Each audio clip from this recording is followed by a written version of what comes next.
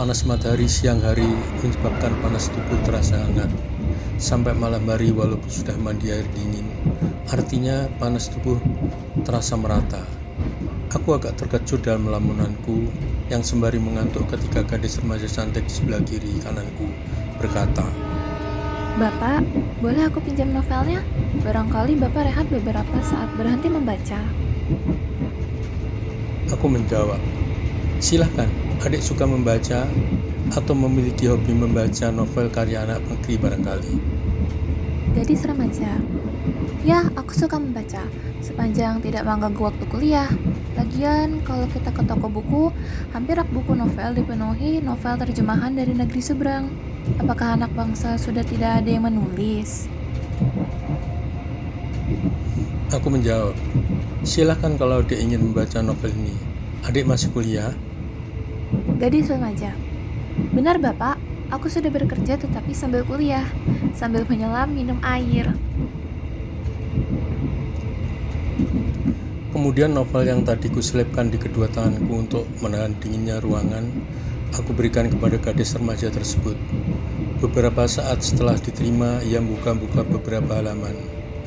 Melihat daftar isinya, kemudian berkata, Bapak sudah selesai membacanya. aku menjawab, sudah, silakan kalau adik membaca. Gadis remaja. Bapak bilang sudah selesai membaca, tetapi nampaknya banyak halaman yang belum dibuka. Tidak ada bekas halaman terbuka oleh tangan. Aku menjawab, Bapak hafal akan isi novel itu. Coba adik baca dulu. Nanti adik tanya sesuatu tentang novel itu. Bapak pasti mampu menjawabnya. Mendengar jawabanku tersebut, gadis remaja tersebut namanya kurang begitu suka. Mengira jawabanku sombong, maka beberapa halaman dibaca bagian pengantar kata. Beberapa halaman depan, halaman tengah dan akhir daripada cerita, baru dibaca hipnosisnya. Kemudian ia menyeletuk. Wah, novelnya menarik. Petualangan 5 mahasiswa masuk dalam era 800 tahun silam dan masuk ke era 50 tahun yang akan datang. Mendengar celutuhan gadis remaja itu, aku kurang menanggapi.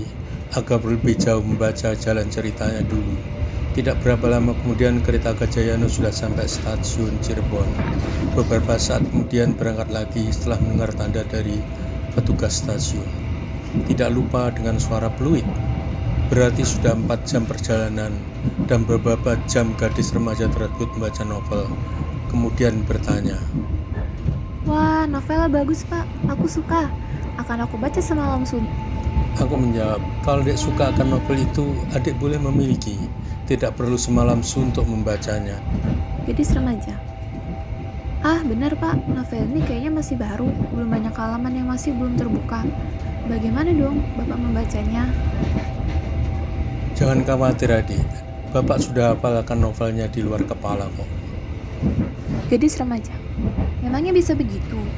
Seseorang belum pernah membaca dapat mengetahui jalan cerita novel ini.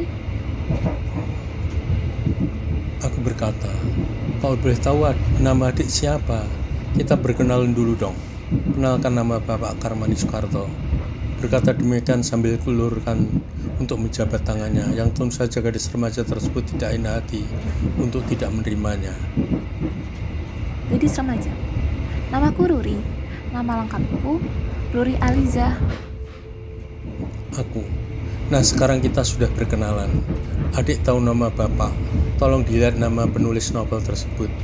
Ruri. Ya ampun, Bapak penulis novel ini ya? Maka Bapak hafal akan isi novel. Aku. Maka Ruri boleh memiliki novel tersebut, tidak harus membaca semalam suntuk. Ruri. Ini terlanjur membaca, rasanya sulit untuk berhenti Bapak. Maka biarlah Ruri membaca dulu karena ceritanya sangat menarik. Aku. Silahkan bila mana suka. Berkata demikian aku sambil menulis novel lanjutan dari serial Dakon berjudul Surga yang Hilang di pamfletku yang beberapa lembar lagi selesai. Koper sudah sekalian aku rancang sedemikian rupa agar menarik bagi pembaca.